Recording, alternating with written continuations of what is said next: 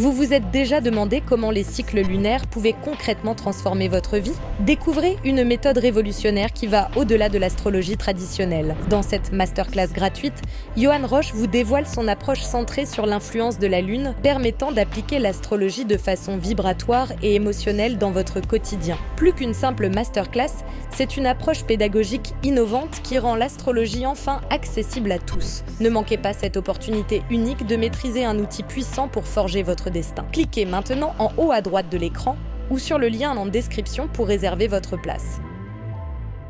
On a perdu ce feu sacré de vouloir connaître notre véritable nature. Tout est sous nos yeux. Et il y a le piège de se faire attraper par des informations. On s'en fout. Et il y a l'essentiel qui est là et qui attend juste qu'on vienne le prendre. On n'a plus d'excuses. Tout est là. Le temps des révélations, il a commencé. Ça y est, tout est là. La connaissance, elle est à notre disposition. Donc il faut demander à quoi sert ou à qui sert le Graal.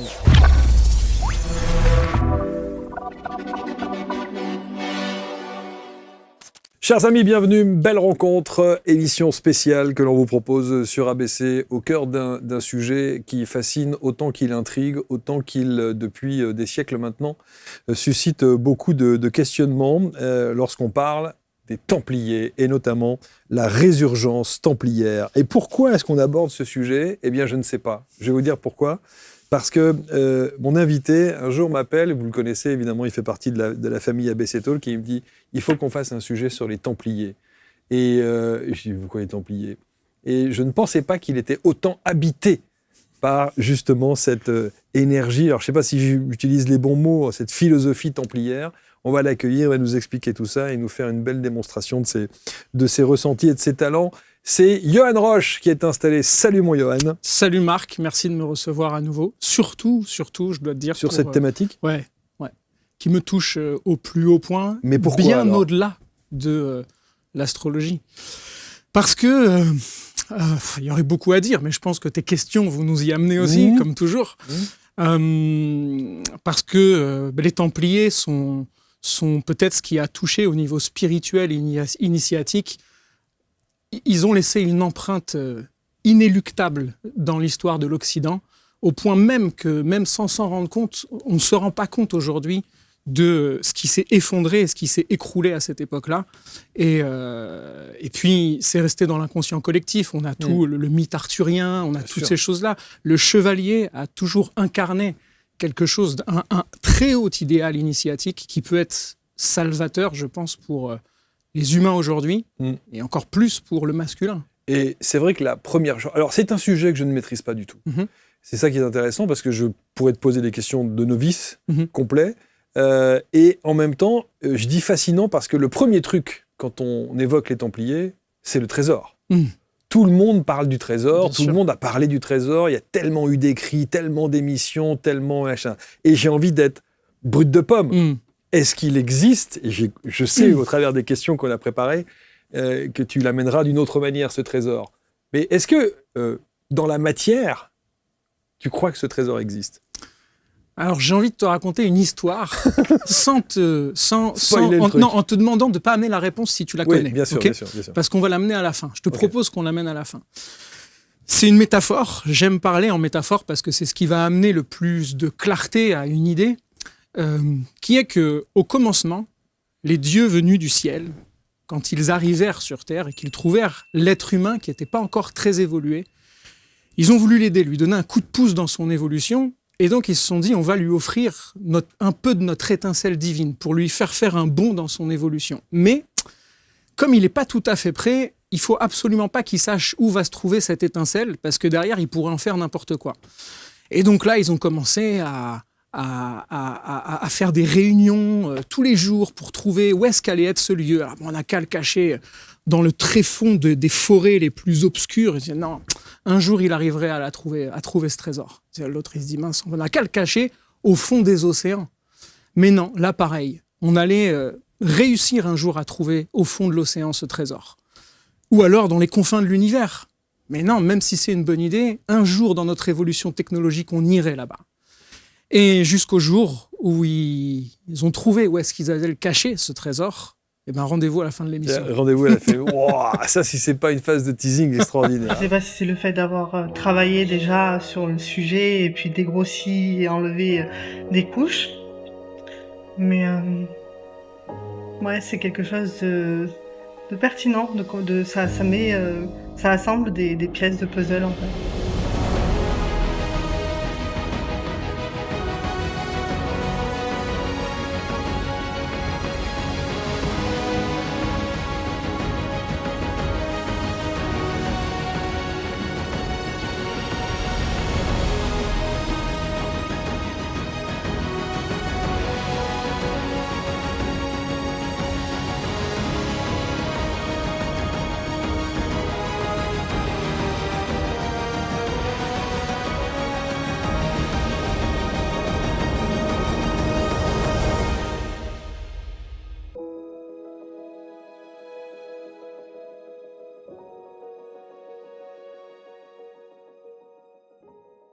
Alors, tu as appelé cette émission la résurgence templière. Pourquoi ?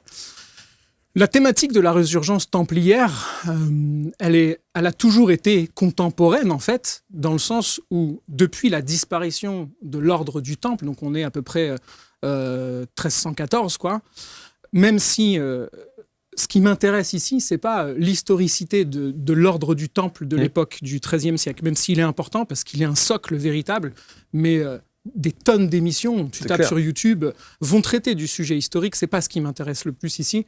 Mais depuis cette date-là, il y a eu des soubresauts plus ou moins réussis, d'ailleurs pas forcément réussis, parce qu'il n'y a pas d'ordre du Temple depuis, en tout cas qui a ressurgi depuis cette extinction, entre guillemets. Mais la vraie question, c'est est-ce qu'il a vraiment été éteint, l'ordre du Temple ? En fait, il a été dissous, hein, mais est-ce qu'il a été éteint ? Mais c'est surtout qu'il y a toujours eu l'espérance, l'espoir de la ressurgence de l'ordre du Temple. Et je pense que arrivé dans cette fameuse fin des temps, on avait déjà traité ce sujet à travers les cycles cosmiques. Donc très brièvement, l'humanité traverse des cycles astrologiques. Et là, on est dans une nouvelle ère qui est appelée l'ère du Verseau. Donc on ne peut pas aborder tout ça sans aborder le sujet astrologique de toute façon. Mais l'ère du Verseau, qui est la nouvelle ère qui s'installe, implique forcément une ressurgence de quelque chose. Et quand on voit, il n'y a qu'à taper encore une fois Templiers sur Internet, les millions de recherches qui se font, il y a un appel dans le cœur qui nous dépasse à faire ressurgir quelque chose qui parle de la noblesse, d'un trésor oublié, de quelque chose qu'on a oublié et qui a besoin de renaître maintenant si on veut aller quelque part dans cette humanité. Je rappelle que tu es astrologue et tu parles notamment de l'astrologie vibratoire. Alors, il y a une très belle masterclass d'ailleurs et je vous invite à vous la procurer. On va vous mettre le lien en dessous de la vidéo pour justement que vous puissiez avoir une approche autre que tout ce que l'on peut vous raconter sur l'astrologie. Tu as dit qu'il y avait un lien assez étroit entre l'astrologie et la thématique d'aujourd'hui, et notamment l'univers des Templiers. Tu vas nous expliquer pourquoi. Et j'ai dit que, évidemment, la première des réflexions et la première pensée, c'est le trésor des Templiers. Mais il n'y a pas que ça. Il y a évidemment l'histoire, il y a les croisades, il y a ces chevaliers. D'abord, est-ce qu'ils ont physiquement, humainement existé ? Oui, bien sûr. Ils ont vraiment existé. Ils ont vraiment existé, ouais. Et puis ça, c'est certain. Alors, c'est vrai que dans le collectif, on a tendance à confondre les croisés et l'ordre du Temple. C'est pas du tout la même chose. La chose mystérieuse, pour faire très bref encore une fois sur l'aspect historique, c'est que quand l'ordre est créé, donc à peu près 1118, il est dit que 9 chevaliers, dont à la tête est Hugues de Payens ou Hugues de Pins, qui font tous partie de familles nobles en plus, tu vois, c'est des gars qui vont lâcher leur famille, leur richesse et tout, pour partir faire quelque chose. Et on nous dit que ces 9 chevaliers partent pour aller protéger le chemin qui mène à la cité sainte. Donc ça aussi, cette thématique de la cité sainte, elle est très symbolique. Mais elles sont déjà protégées par plusieurs commanderies ou plusieurs ordres, on va dire, religieux. Mais c'est surtout qu'à 9, qu'est-ce que tu veux qu'ils protègent quoi que ce soit ? Ce qui est dit, en tout cas, ce qu'on sait, c'est que quand ils arrivent à Jérusalem, ils sont hébergés par Baudouin, si je me souviens bien, Baudouin II, et il les héberge dans les écuries de ce qu'était le temple de Salomon. Et là, il reste 10 ans à faire des fouilles. 10 ans, ils fouillent des trucs, et à un moment, ils reviennent. L'ordre du temple officiel est fondé, avec la règle de Saint-Benoît, donc Saint-Bernard, pardon, Bernard de Clairvaux, qui va fonder l'ordre avec toute la règle et tout, mais là, ils reviennent avec quelque chose qui va changer le cours de l'histoire, et on ne sait pas ce que c'est. Donc évidemment, il est dit qu'ils reviennent avec l'Arche d'Alliance, très certainement qu'ils sont revenus avec le Saint Graal, il y en a qui disent, qu'ils sont revenus avec des documents qui pouvaient être très dérangeants pour l'ordre religieux établi, c'est-à-dire l'Église catholique romaine à cette époque-là. Mais en tout cas, ils reviennent avec quelque chose qui traite d'une connaissance. Et ils ne sont que 9. Ah, il est dit qu'au départ, ils sont que 9. Ils sont que 9. Et là, quand ils reviennent, c'est incroyable. Le nombre de personnes qui vont s'engager, encore une fois, ce qu'on pourrait appeler des nobles qui vont arriver dedans, qui vont vouloir s'engager, qui vont faire des dons immenses à l'ordre du temple. Donc oui, qui va s'enrichir d'un point de vue matériel. Mais tu sais, dans les traditions initiatiques, alors tu sais que je viens des arts martiaux aussi, donc on dit que les chevaliers sont des moines soldats. Et j'ai toujours eu cette passion enflammée pour le chevalier templier ou les samouraïs, mais bien au-delà pour les chevaliers templiers, parce qu'il y a la dimension christique sur laquelle on reviendra peut-être, parce que justement, c'est l'équilibre entre les deux, le moine et le soldat, c'est-à-dire le guerrier au service du spirituel et le spirituel au service du divin avec son épée, quoi. Alors, on pourrait aussi aller chercher, comment on peut être dans la spiritualité et puis aller tuer les autres avec son épée, mais ça, c'est un autre aspect. C'est la façon dont il s'est manifesté et la ressurgence dont on parle aujourd'hui, elle n'est certainement pas à ce niveau-là, quoi. Quel était le message, au-delà de l'histoire, des Templiers ? Les Templiers, déjà, parce qu'ils étaient, ils étaient appréciés de la population. Ils ont eu une mission civilisatrice, hautement civilisatrice, fédératrice. Quand ils ont passé près de 2 siècles là-bas au Moyen-Orient, ils ont côtoyé les musulmans et ils sont revenus avec des connaissances des musulmans. Ils sont revenus avec des connaissances qui venaient d'Extrême-Orient et ils ont fait pas forcément une synthèse, mais ils ont incarné ce qu'on appelle la tradition primordiale. C'est que, quelles que soient les thématiques spirituelles, religieuses où tu vas dans le monde, on va se rendre compte que chacune détient une pièce du puzzle. Et les Templiers, il suffit juste d'aller dans les sites Templiers, il y en a plein. En France, c'est le pays magnifique et on ne se rend pas compte de l'héritage spirituel incroyable qu'on a sur notre territoire en France, incroyable, ne serait-ce que par les cathédrales et tout ça, qui sont des legs des Templiers. Eh ben, il suffit de rentrer dedans pour voir que c'est empreint de géométrie sacrée, de symbolique alchimique, astrologique. Tu as des signes du zodiaque sur les frontons des cathédrales, de plein de cathédrales, malgré le fait que c'est dit que l'Église condamne ça. Mais quelle Église ? Donc on traite là de sujets hautement initiatiques. Alchimie, magie, astrologie, mythologie, kabbale. Et quand on va dans certaines églises templières du sud de la France ou au Portugal et tout, c'est truffé de tout ça. Donc on sait qu'ils avaient une connaissance hors du commun, initiatique, et donc qui avait pour objet de révéler le fameux trésor en chacun de nous. Alors tu dis effectivement que les dieux ont caché le trésor. Tu parles de ce trésor. Reste à savoir, qu'est-ce qu'est ce trésor ? Eh bien, déjà, on ne peut pas dissocier l'ordre des Templiers de ce qu'on appelle le Christ. Maintenant, il y a un danger ici, dans l'émission là. Si j'aborde le sujet du Christ, et je vais l'aborder, puisque si je parle des Templiers sans le Christ, je ne parle pas des Templiers. On est d'accord. Le danger, c'est que dès que je dis le mot Christ, obligatoirement, pour quasi tout le monde, on va associer ça à tout le truc que l'Église catholique romaine a fait depuis des siècles, etc. Si bien qu'on s'est mis à confondre le message de celui qu'on a appelé le Christ et ce que l'institution dogmatique catholique romaine en a fait. Au moins elle, quoi. Or, c'est 2 choses différentes. Moi, j'ai été en rejet pendant des années de tout ça parce que je mélangeais tous ces trucs-là.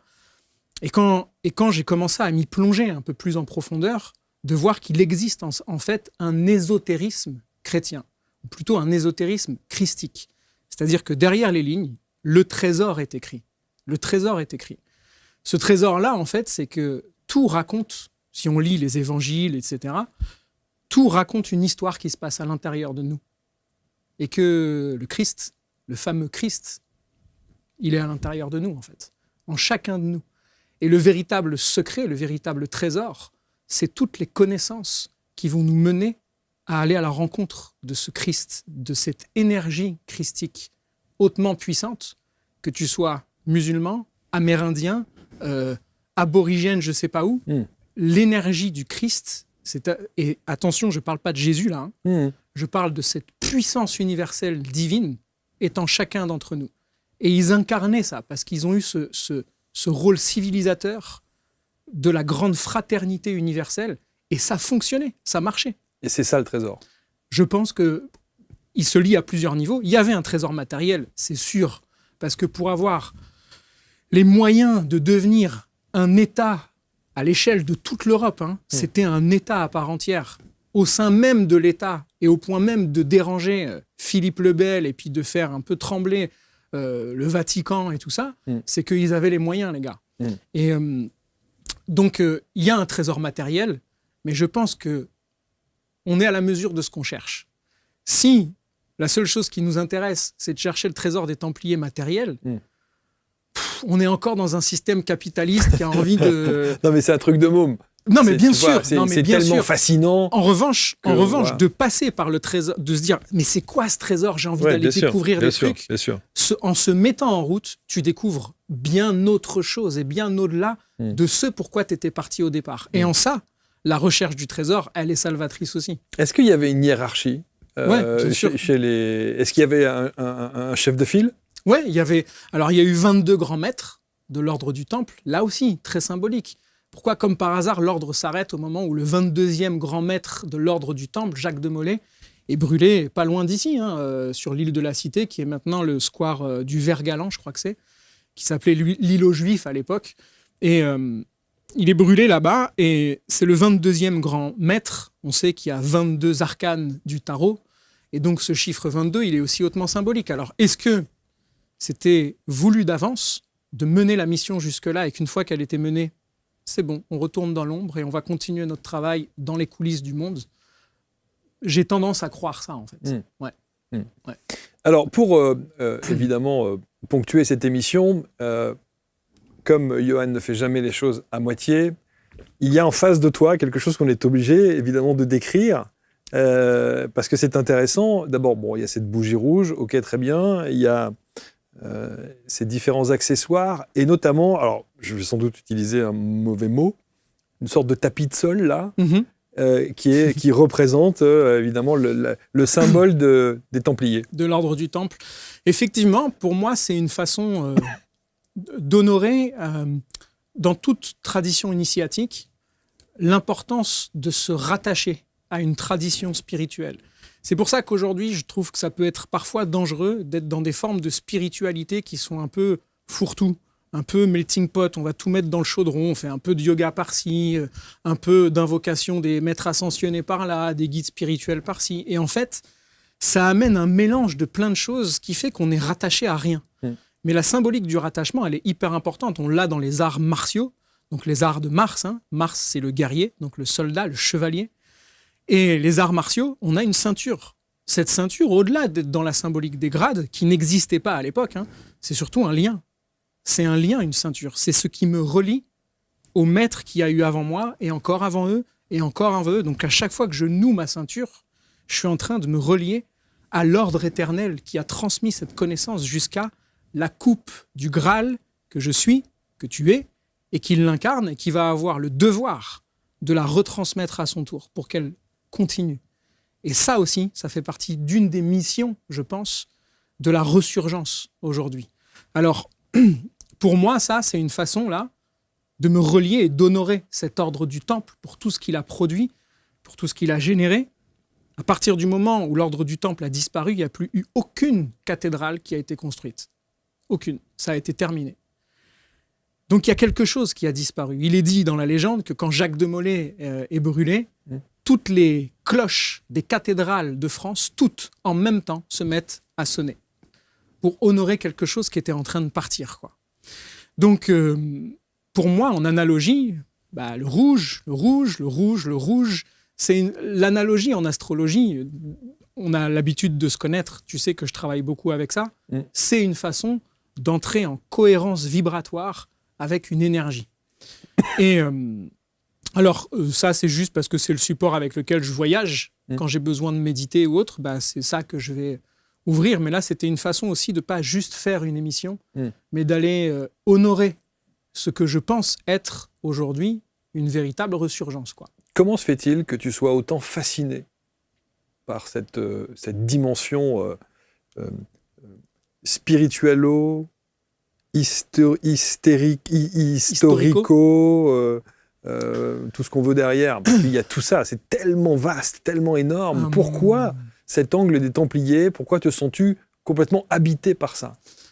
Parce qu'il y a une mission derrière, que je pense que cette planète sur laquelle on vit, et qu'on a tendance à l'oublier parce qu'on est un peu hypnotisé dans nos quotidiens, etc. Moi, le premier, ça demande un vrai travail que de se connecter à une dimension supérieure de l'existence.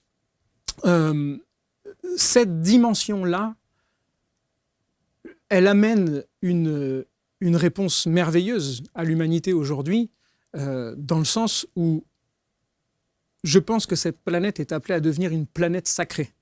Une planète sur laquelle un véritable équilibre se crée. Mais pour qu'il puisse se créer, il va falloir que ça passe par nous.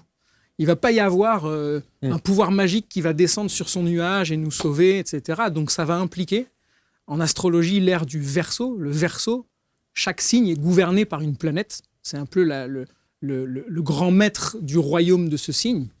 Le grand maître du Verseau, c'est Saturne. Saturne, c'est une énergie exigeante, mais c'est surtout une énergie de responsabilité, d'autorité. Or, le signe du Verseau est le signe de la liberté. Donc on se dit, mais attends, comment ça peut coïncider les deux? Mais justement, aucune liberté n'est possible sans responsabilité. Et inversement. Ça veut dire qu'aujourd'hui, retrouver notre héritage spirituel, ça demande avant tout de se responsabiliser à nouveau par rapport à notre vie, à notre réalité, et qu'on ne peut plus avancer en se disant c'est la faute des gouvernements, c'est la faute de ceci, c'est la faute de papa et maman, c'est la faute de mes vies antérieures, c'est la faute des entités qui sont sur moi. Guerriers, c'est des moines soldats. Donc arrive un moment, ok, on va au combat, pouf, mais quel est ce combat? Et donc on doit aller défendre la Terre Sainte. Ça c'est fascinant parce que effectivement, ça n'est pas que, j'allais dire, un raccourci un peu cavalier, sans mauvais jeu de mots, qui consiste à dire, voilà, il y a la puissance, il y a l'armure, il y a la force, il y a le guerrier, il n'y a pas que ça. C'est toute la philosophie qu'il y a au travers du message, de l'histoire des Templiers qui t'habitent véritablement. Carrément. Et puis, tu sais que j'ai mon dojo d'arts martiaux, j'ai ma dimension astrologique. Quand je suis dans mon dojo, je suis le guerrier. Quand je suis dans l'astrologie, je suis le moine, en gros. Et ça, c'est mon point de jonction à moi, si tu veux. Mais si on prend la symbolique du chevalier, elle est hautement enseignante et initiatrice. Un chevalier, c'est quoi? Il a un cheval, déjà. Le cheval, c'est son corps physique. Sans son cheval, il ne peut rien faire. Donc le corps, déjà, c'est une clé dans la spiritualité. Ça veut dire que si on ne s'occupe pas de notre cheval, on va aller nulle part. Soit on s'occupe trop du cheval, et ben c'est lui qui dicte tout, il veut s'arrêter manger là alors qu'il nous reste 3 jours pour aller au château là-bas. Soit on s'en occupe pas, il dépérit et puis on fait rien. Le chevalier, donc le cheval, le corps. Le chevalier, il a aussi une armure qui le recouvre en général avec un métal un peu vif argent. Ça, c'est la lune. La lune, c'est la sphère du psychisme, de l'âme, toutes les émotions, toute la sphère de l'imagination. Et bien ça, c'est notre armure aussi. Il a une épée. Cette épée, elle représente l'intellect. Et cette épée, si l'intellect il n'est pas verticalisé, il part dans tous les sens, il blesse tout le monde. À partir du moment où l'épée est verticalisée, pointant haut ou même inversée, ça fait une croix, le souffle de l'esprit, spiritus veut dire souffle, ou va venir, ou veut dire feu aussi, va venir insuffler cette épée, donc le mental, qui est Excalibur en fait. C'est ça l'épée Excalibur. C'est le mental, l'intellect qui s'est mis à disposition d'une énergie qui vient de plus haut. Et là, le chevalier peut accomplir sa mission. Mais quand je dis chevalier, je parle du masculin aujourd'hui, en fait. C'est ça. Alors évidemment, le symbole Parlons de ce symbole, parce que tu l'as effectivement sur le petit dossier, enfin le petit support que tu as ici. Le symbole des Templiers, ce symbole de notre véritable nature, qu'est-ce qu'il veut dire ? Alors, il est...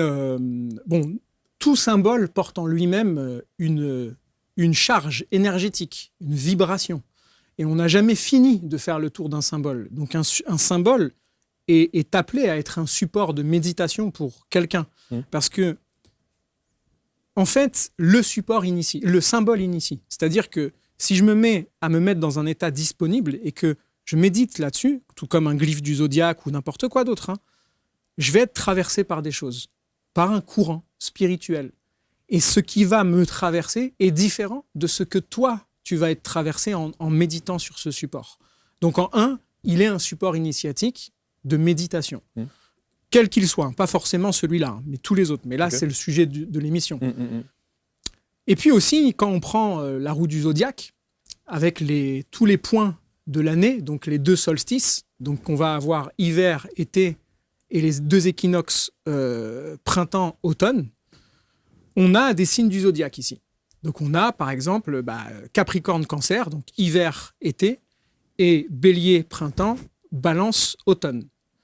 C'est les points d'irradiation du soleil les plus importants de l'année. Il se passe quelque chose vibratoirement à ce moment-là. Si je les place dans une roue du zodiaque, j'ai littéralement Bélier, Balance, Capricorne, Cancer. Si je fais irradier le soleil à ces points-là, il irradie, ça donne exactement cette croix-là. Donc la croix du temple est en lien avec un symbole solaire. Or, le soleil, en astrologie, c'est le Christ. Et donc quand on veut littéralement, nous les humains, se relier à l'intelligence divine, sortons dehors, levons les yeux au ciel. Le soleil, c'est pas juste une boule de feu, c'est une force spirituelle qui nous ensemence littéralement. Il est ce que les Écritures appellent le Christ. Et alors, là, évidemment, on peut se demander quelle est la différence que tu fais entre les chrétiens et le côté christique. Il ne devrait pas y en avoir, en fait. Le problème, c'est que ça s'est accaparé avec le dogme, et c'est là où on a un problème. Déjà, il faut faire, je pense, la distinction entre celui qu'on a appelé Jésus, historique ou pas, c'est pas la question, en tout cas, l'être humain qu'était Jésus, et le Christ. Jésus a été cet être incroyable qui a été initié, qui a reçu des connaissances, qui a préparé sa coupe pour recevoir l'énergie christique. Et il a été un des seuls à pouvoir incarner cette force-là, de cette façon-là. C'est la fameuse descente du Saint-Esprit, à partir de laquelle il va commencer à transmettre son enseignement. Donc c'est la distinction entre les deux. Mais de ce point de vue-là, n'importe qui, tout le monde peut être chrétien. Tout le monde peut recevoir cette énergie christique. Et si je joue avec les mots, je pourrais très bien dire, musulman, ça veut dire celui qui est soumis au divin.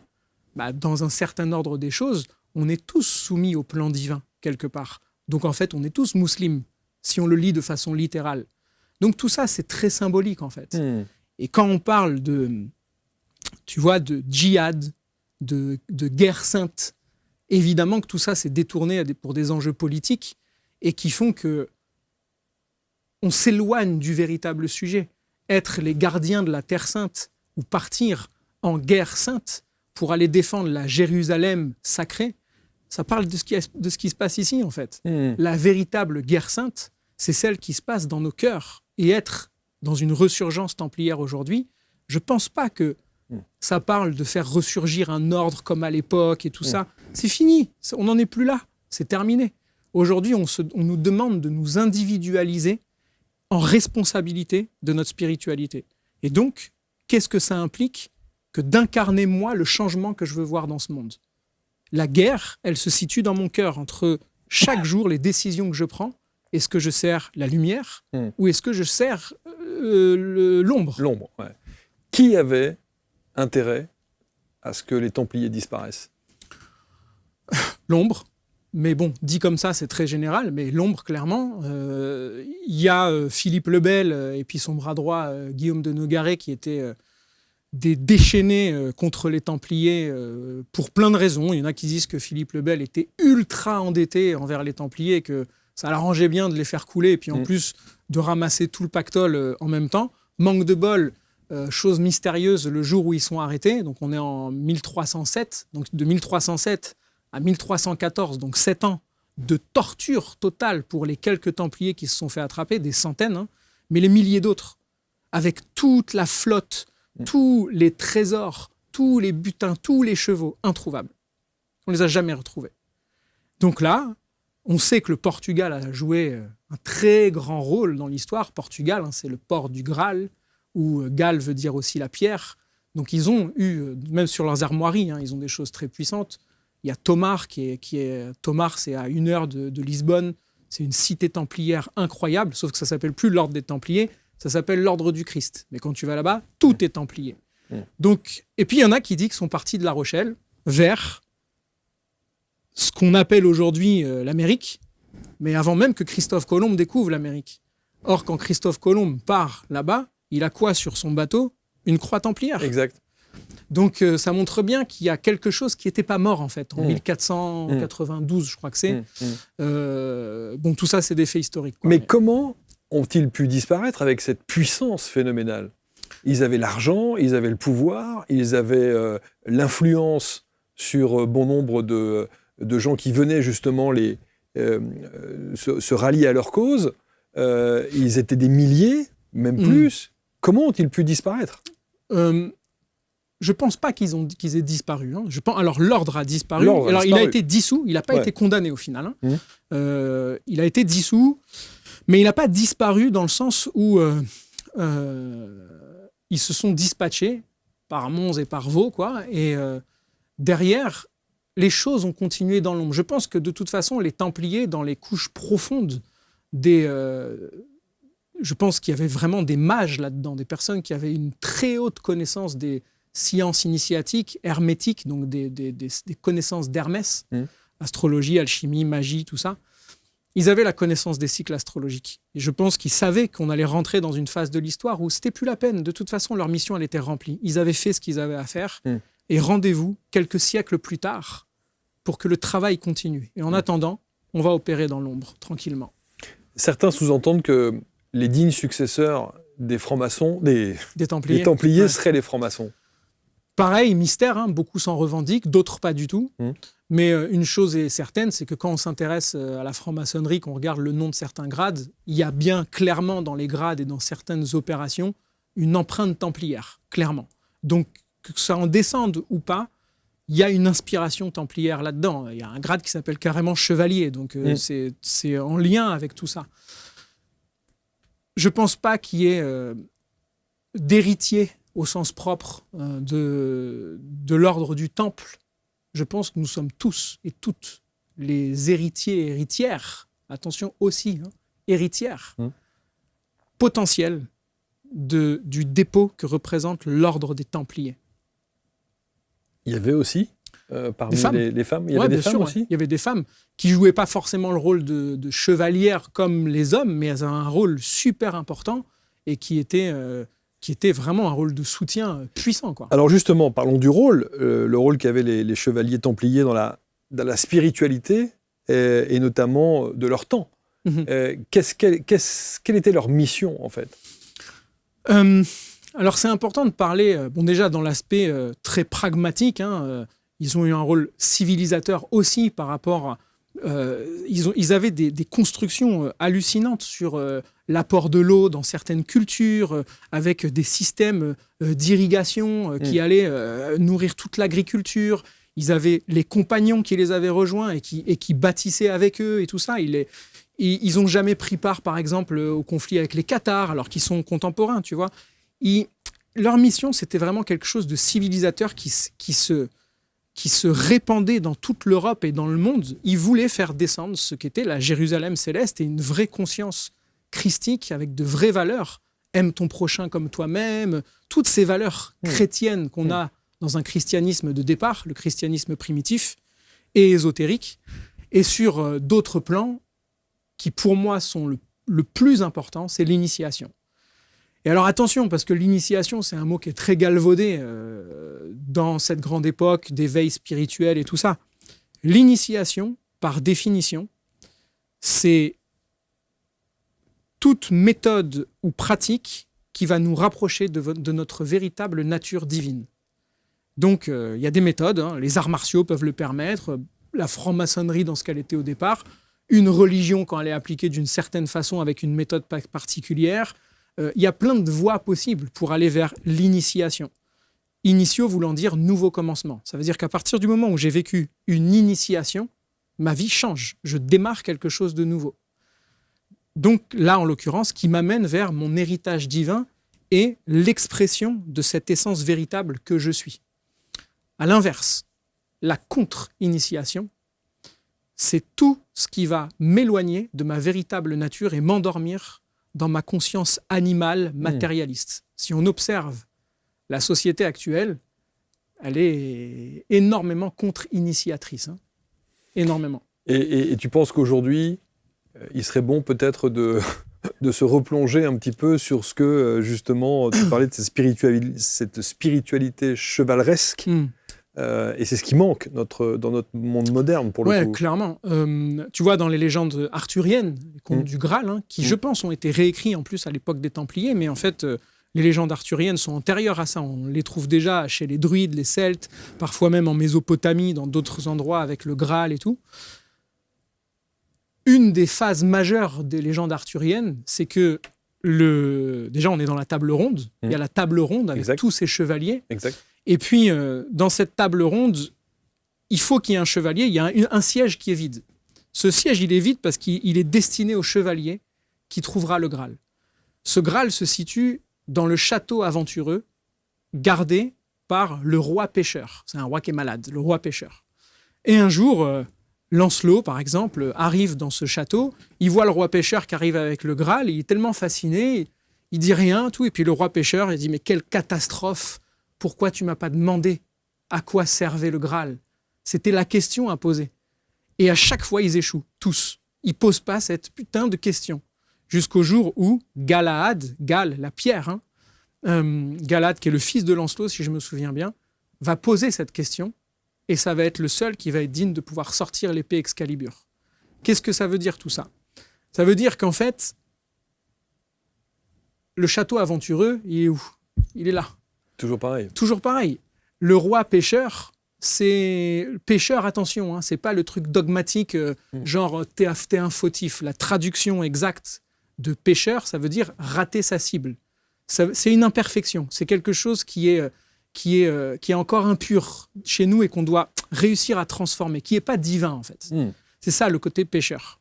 Donc pêcheur, c'est les poissons, l'ère des poissons, qui précède celle du Verseau.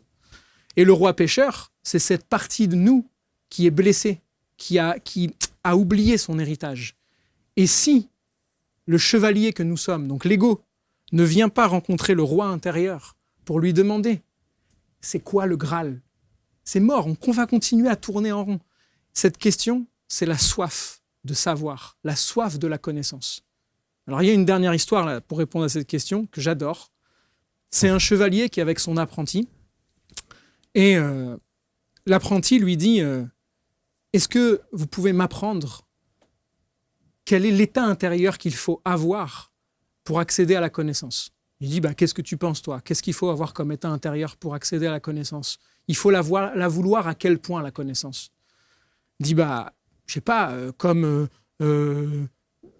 il faut la vouloir comme on a envie d'étreindre quelqu'un qu'on aime. Il fait non, c'est pas ça. Puis il va encore lui répondre d'autres trucs. Il fait non, c'est pas ça. Il l'attrape, il le plonge dans l'eau et puis il le maintient dans l'eau comme ça. Donc tu te doutes bien, c'est pas tendre, c'est Mars. Il se débat, il n'arrive pas à respirer.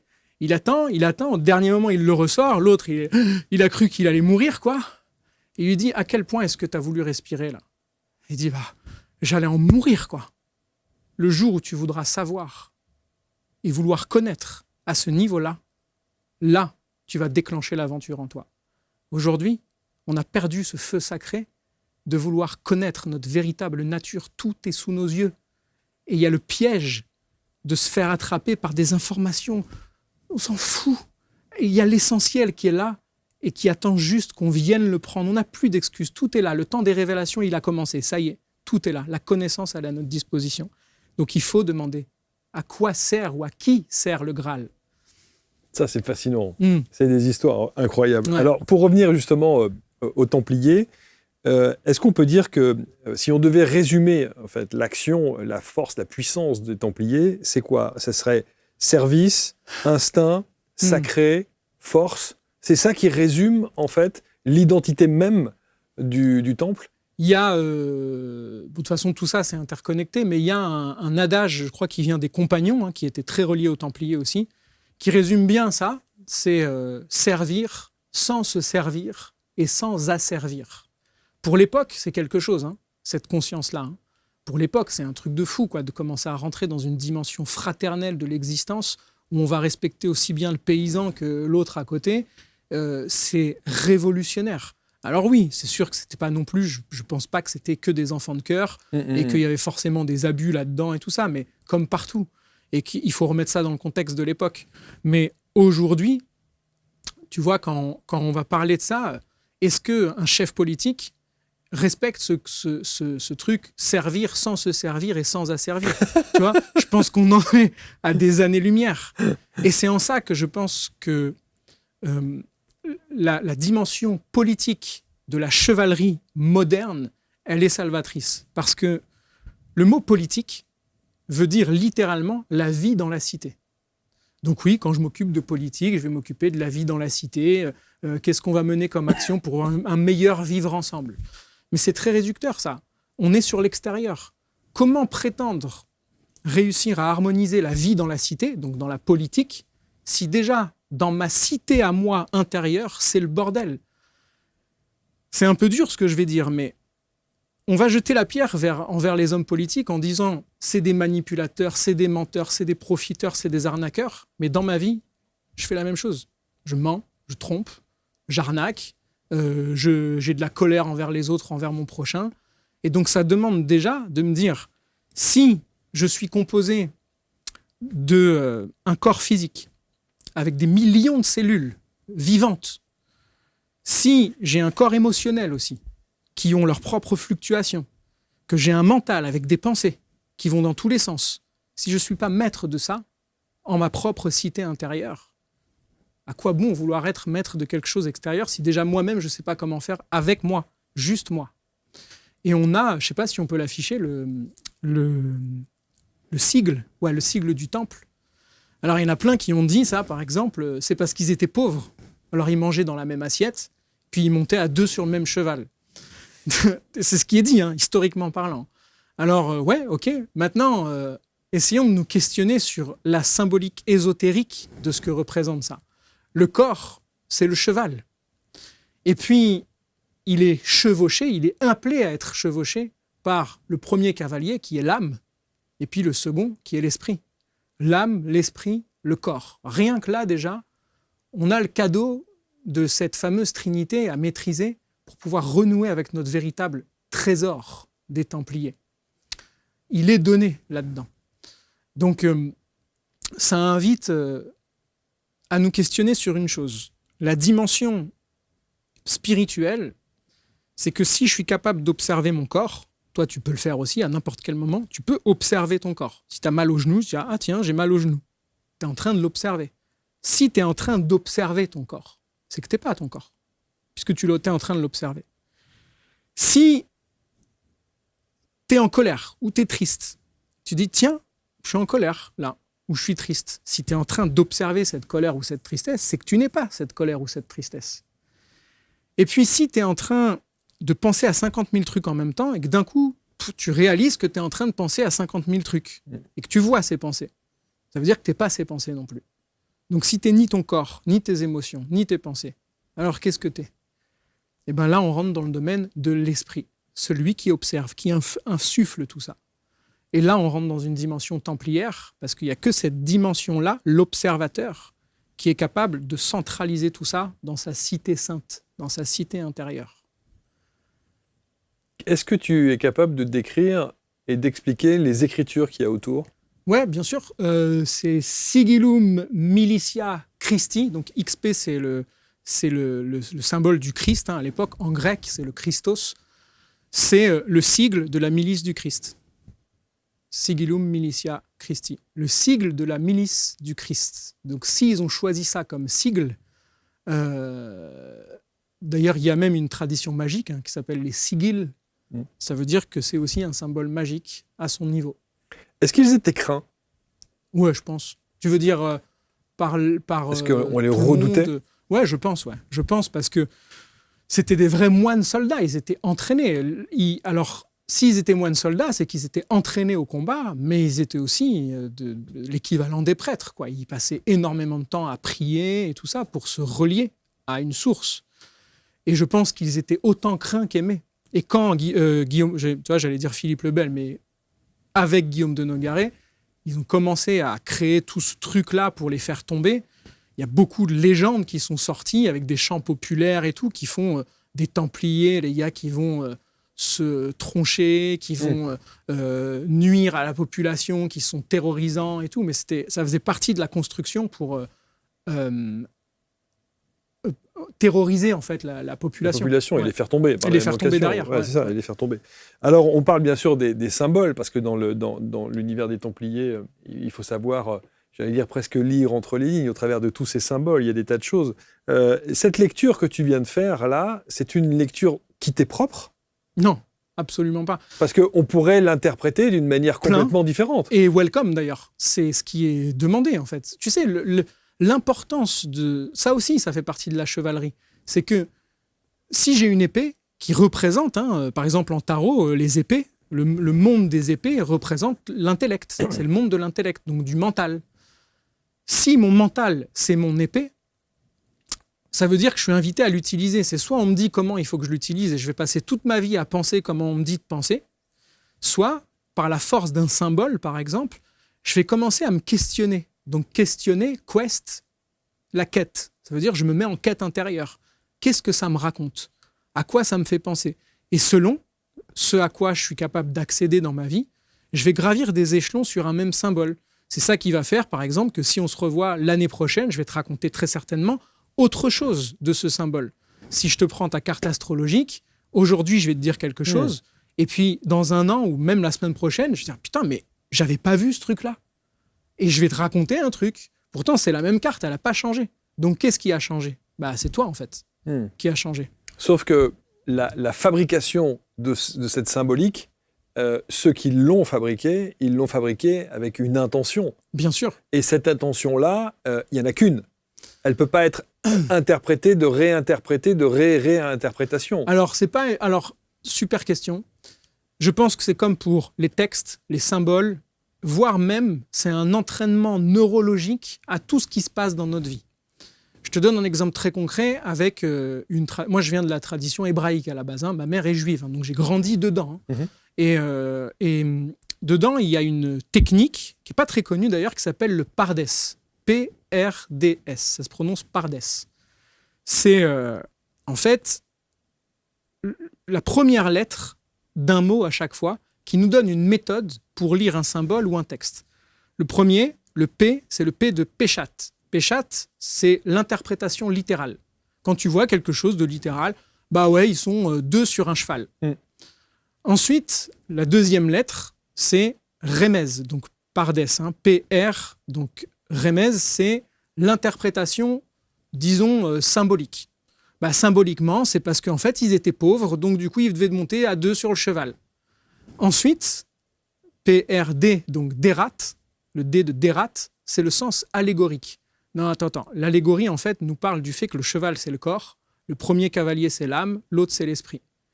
Et l'autre, Sod, le dernier son, c'est Sod, donc Pardes, c'est le mot secret, Sod. Et le sens secret, c'est pas que c'est secret parce que genre c'est gardé, enfoui, il faut pas qu'on le dise. C'est secret parce que ça t'appartient. Qu'est-ce que toi, tu vas y trouver dedans ? C'est ton expérience secrète. De quelle manière ce support-là résonne chez moi. Et quand tu as cette méthodologie-là, quand tu vis quelque chose dans ta journée, quand tu vis une expérience, quelle qu'elle soit, tu vas dire au niveau littéral, ok, j'ai renversé ma tasse par terre. Au niveau symbolique, c'est parce que j'étais stressé. Au niveau métaphorique, pourquoi c'est une tasse rouge que je renverse sur mon pied gauche ? Et puis, qu'est-ce que ça vient me faire dans le secret de mon être? Et là, tu lis plus la vie de la même façon. Et tu commences à utiliser ton mental, ton émotionnel, ton corps, pour comprendre ce que le divin est en train de t'enseigner là. Et là, tu deviens un chevalier aligné. Il y a beaucoup de symboles. On a parlé bien sûr des symboles des Templiers. Il y a beaucoup, ça c'en est un aussi. Il y a beaucoup de clés, les fameuses clés initiatiques. Et il y a évidemment ton domaine de prédilection qui est l'astrologie.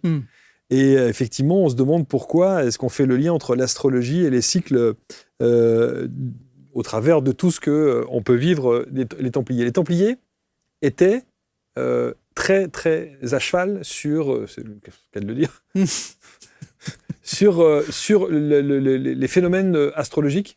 Est-ce que l'astrologie avait une dimension particulière clairement, pour les Templiers? De toute façon, l'astrologie, c'est le commencement parce que c'est elle qui permet une lecture de tout le reste. Donc quand on pousse la porte de l'astrologie, alors soit on s'arrête là, on se cantonne qu'à ça, l'astrologie s'occupe du temps idéal pour choisir quelque chose. C'est ce qui faisait qu'avant qu'on fasse le thème natal de quelqu'un, les gens n'avaient pas leur horaire de naissance, leur date de naissance, personne ne savait quand il était né, on s'en foutait de ça. C'est vrai.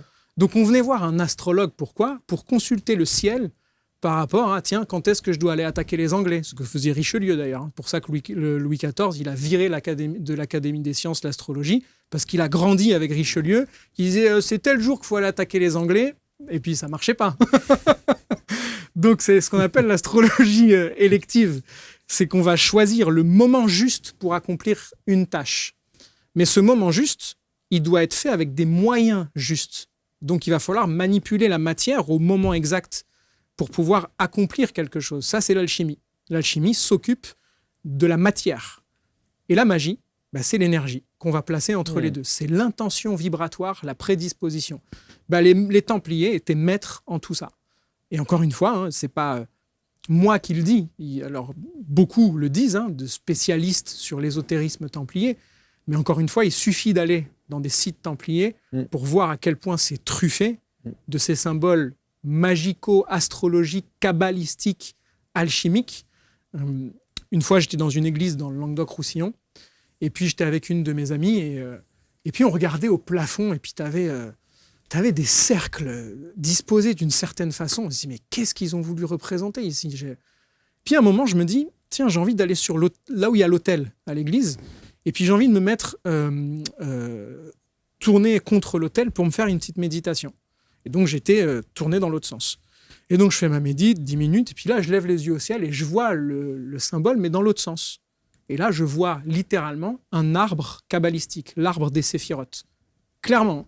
Et je l'appelle, je lui dis, mais regarde, en fait, c'est un arbre des séphirotes. Donc, ils avaient cette connaissance-là aussi, qu'ils avaient chopé très certainement au contact de plein de maîtres spirituels rabbins quand ils étaient dans les écuries de Jérusalem, là-bas.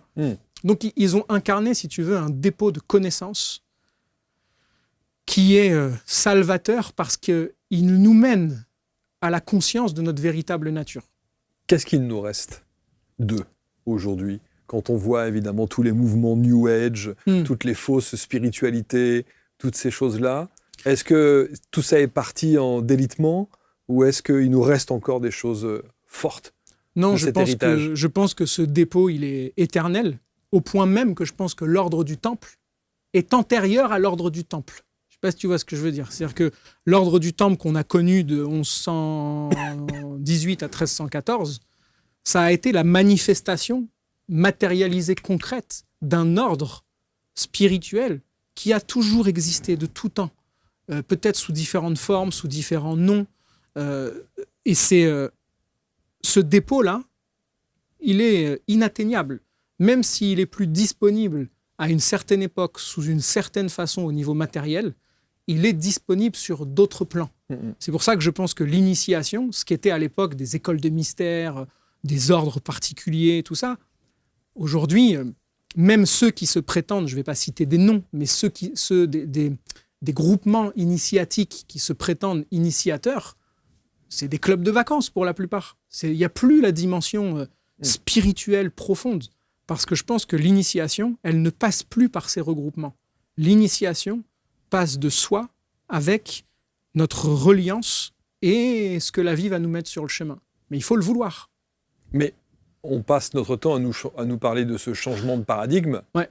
et de cette évolution, tu en as parlé d'ailleurs au tout début, ça veut donc dire qu'on revient aux fondamentaux de ce que l'ordre des Templiers nous témoignait à l'époque ? Je pense qu'effectivement, on est en train de revenir vers ce dépôt qu'on est prêt à recevoir à nouveau, progressivement, la dimension du sacré.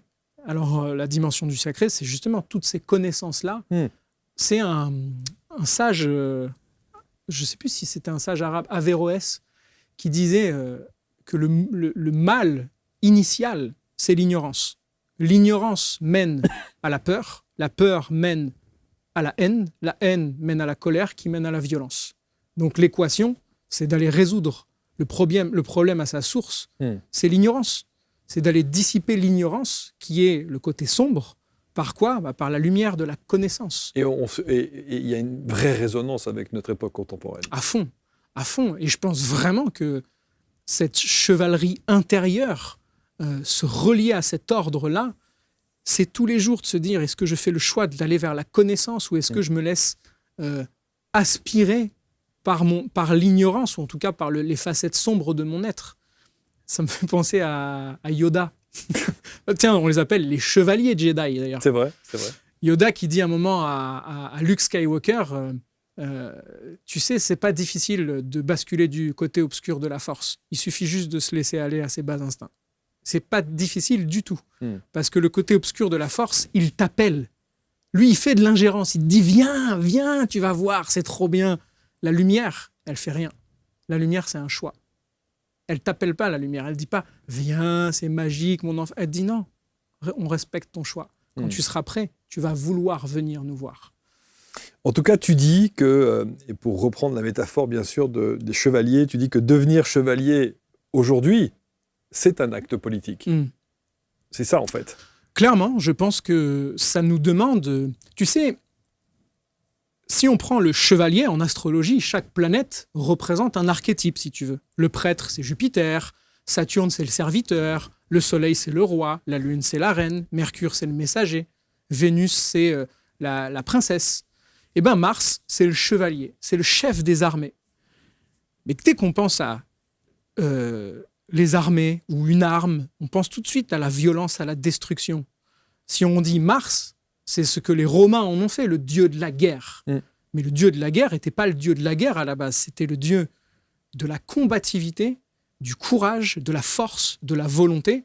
On ne peut pas dire que cette sphère-là, on n'en a pas besoin dans la vie. Il y a des moments où il faut qu'on aille chercher le chevalier vaillant en nous pour se dire « Ok, on lève notre épée et on va aller agir dans le concret. » Donc la chevalerie, elle est dans l'action. Mars, c'est l'action. On n'est pas dans un côté contemplatif. C'est quels sont les fruits que je produis dans mon quotidien. Alors, il y a un psaume, parce que les psaumes sont aussi une dimension magique dans le christianisme ésotérique.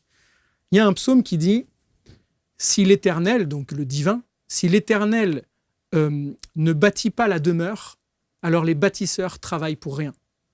Si l'Éternel ne garde pas la cité, alors le gardien veille pour rien. » Ça veut dire que si c'est juste notre ego qui fait les choses dans notre vie, ça ne sert à rien, ça va mener nulle part.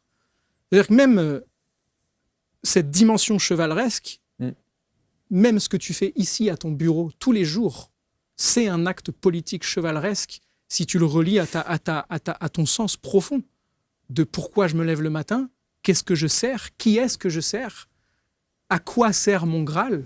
Et c'est ce genre de questions, tu dis, c'est ce genre de questions pour être ce qu'on appellerait un chevalier moderne, c'est ce genre de questions. Clairement. Qu'on doit se poser. Pour moi, pareil, dans la culture hébraïque, il y a un dicton qui dit « la réponse, c'est la tombe ». On veut tous être aujourd'hui les grands savants, les grands sachants de tout. Et c'est Christian Bobin qui disait « plus personne veut être l'idiot du village ». Et je ne sais pas si tu as déjà reçu un idiot du village ici. Ils sont assez bien sélectionnés, donc on n'a pas eu droit. Et donc, ça veut dire que ce qui nous met en mouvement, ce n'est pas les réponses, c'est les questions qui nous mettent en mouvement intérieur. Donc, si on n'est pas habité par des questions profondes, on va juste aller à tourner en rond dans notre vie. Mais si on est habité par une question, le but d'un chevalier, c'est d'être animé d'une quête. Il veut trouver un trésor, le chevalier. Si c'est le chevalier de la table ronde, il veut aller chercher le Graal, déterrer Excalibur et être ce héros. On rêve tous d'être les héros de notre vie. Tous. Et puis cette table ronde, cette grande table ronde, c'est le zodiaque. On est bien sur une table ronde. C'est vrai. On est au cœur du zodiaque qui est une table ronde. Et cette table ronde attend que des chevaliers et des chevalières prennent leurs responsabilités et disent « Qu'est-ce que je vais produire comme fruit pour ce monde ?» Alors, qu'est-ce que tu dirais justement à ceux et celles qui se sentent comme ça appelés par un élan chevaleresque ? Là, je vais basculer du côté l'astrologue.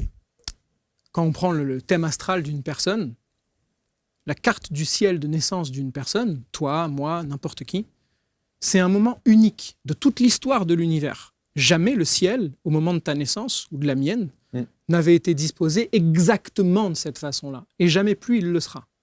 Ça veut dire que ce moment, qui est un instant unique de l'expression de l'univers, du divin, du grand tout, c'est incarné dans un Graal, qui est toi, qui est moi, donc une coupe réceptrice, qui est appelée à produire des choses telles que personne d'autre ne le fera de la même façon. Il n'y aura jamais un autre Marc Léval. Il n'y aura jamais un deuxième ABC Talk exactement comme ça. Ça ne peut pas exister. De ce point de vue-là, tu es donc, et nous sommes donc toutes et tous, des fils uniques et des filles uniques de Dieu. Chacun d'entre nous. Et donc si on est des fils uniques et des filles uniques du divin, ça veut dire qu'on est appelé à produire des fruits.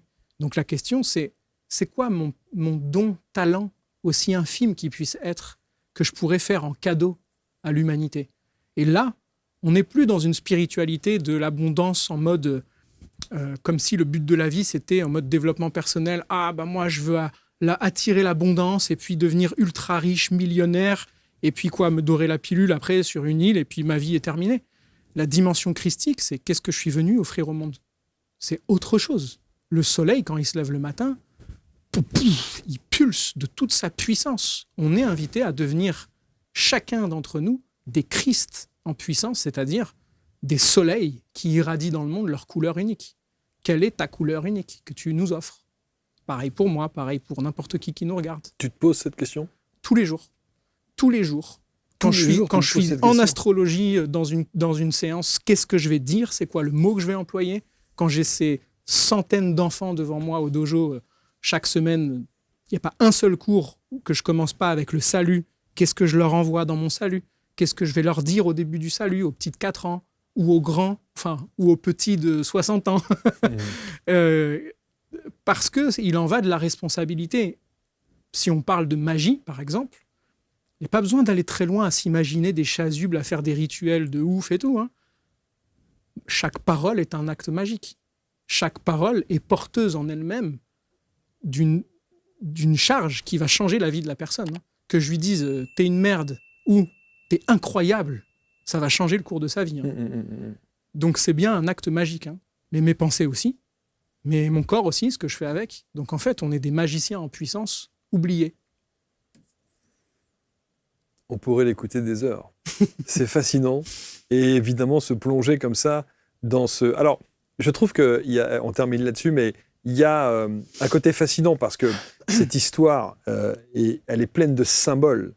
La symbolique des Templiers, au-delà de la matérialité, parce que ces gens ont existé, ce temple a existé, ces batailles qu'ils ont menées ont existé, etc., etc. Mais quand on passe son temps à dire que ce trésor, en fait, il est décrit comme étant à l'intérieur de nous, ça donne tout de suite à cette histoire des Templiers qui a bercé notre enfance et on a essayé de nous raconter sur le plan purement historique à l'école, une toute autre dimension. C'est clair.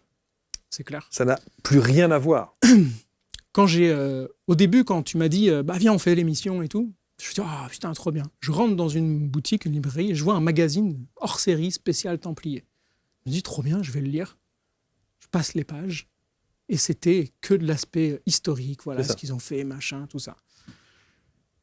Ils ont incarné quelque chose de tellement plus puissant que ça et que si le message pouvait au moins être que notre vie, gardons espoir, notre vie en fait, n'est pas juste se lever le matin, pour aller perdre son temps dans un gagne-pain, payer des factures, en chier dans une vie qu'on n'aime pas et tout ça. Elle nous responsabilise, cette connaissance. Elle nous dit, tu peux être le héros ou l'héroïne de ta vie, remonter sur ton cheval, repartir en quête du Graal. Quel est ce Graal ? Il faut poser la question, sinon tu n'iras nulle part. Et là, ta vie, elle va se remettre à bouger. Et si, ne serait-ce que cette émission pouvait déclencher l'envie de connaître plus, il faut se souvenir que les paroles de cette énergie en nous qu'on appelle le Christ, elle nous dit, étape 1, demandez et vous recevrez. Étape 2, cherchez et vous trouverez. Étape 3, frappez et on vous ouvrira. Ça veut dire que si au départ, il n'y a pas de demande, il n'y a pas de quête, il n'y a rien. Elle ne peut pas être déclenchée. Donc, je pense qu'on en est là et qu'on est appelé à aller retrouver cette noblesse-là. Je ne pense pas qu'on ait... Alors évidemment, j'ai une culture très très très limitée sur cette thématique des Templiers, mais je ne pense pas qu'on ait écrit sur les Templiers de cette manière-là, sous cet angle-là. De façon éparse.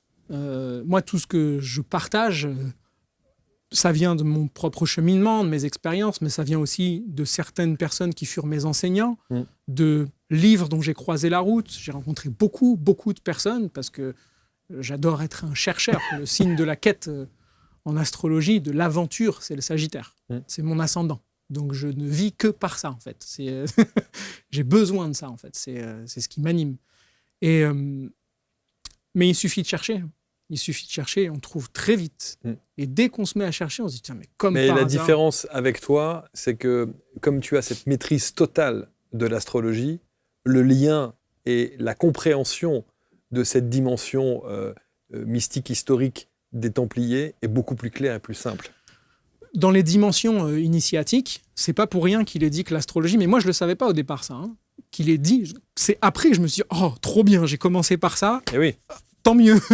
C'est que l'astrologie, si elle est la mère de toutes les sciences, il y a un très grand ésotériste qui s'appelait Pierre Vincenti Piob, PV Piob, qui donnait la métaphore d'un temple et qui disait, tu as en fait imagine une immense rue que toute la foule des humains prend. Et à un moment, tu en as un ou deux qui va dire, tiens, c'est quoi ce petit sentier là, qui est un peu bizarre ? Et il va oser sortir du sentier battu. Et là, il va devoir passer à travers des ronces, des trucs. Alors, il y en a qui font demi-tour. Puis à un moment, il arrive sur un plateau et il voit un immense temple en bas. Et ce temple, il a 5 portes, nous dit Piob.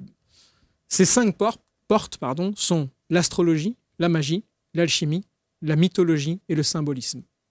Alors moi, je rajouterais la Kabbale, mais on peut la mettre dans le symbolisme.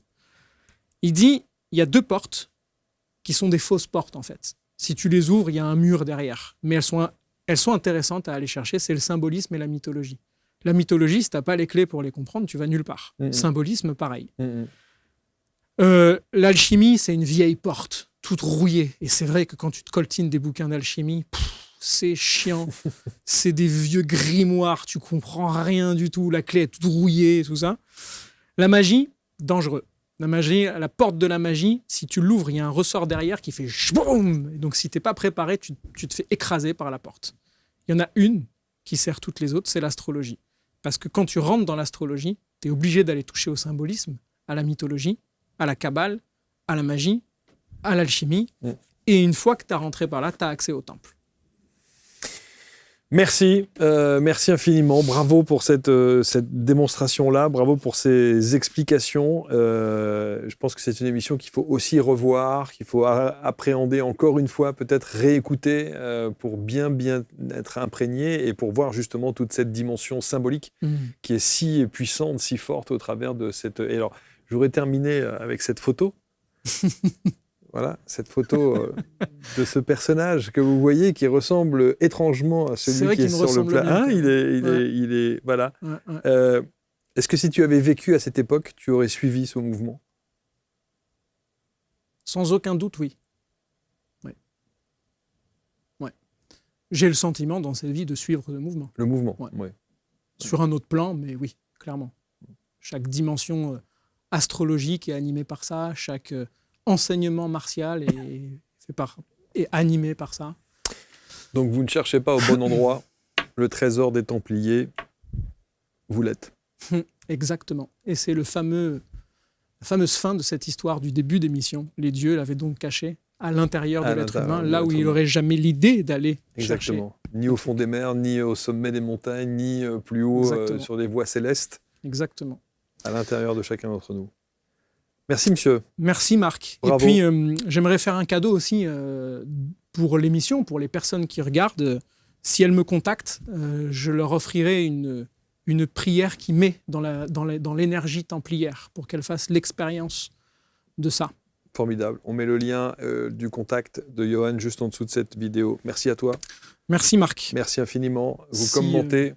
Excuse-moi, je t'ai coupé. C'est juste que je pensais en même temps, si ça intéresse les personnes, l'aspect astrologique, mon livre sort, ça y est. Hein. Ça y est ? Ouais, ça y est. Donc il sort là pour les fêtes de fin d'année. Donc au Magnifique. moment où on enregistre, là, on est en fin 2025, aux éditions Moriasson. Donc c'est Tu ne peux cueillir une fleur sans déranger une étoile. Magnifique. Voilà. Bravo. Merci infiniment. On se retrouve très vite. Commentez avec bienveillance, évidemment. Partagez et on aura le plaisir, évidemment, de revoir Johan puisqu'il est chez lui ici avec d'autres émissions sur la thématique de prédilection qui est l'astrologie, entre autres. Merci à tous. Merci, et on Marc. se retrouve pour une prochaine rencontre. Salut.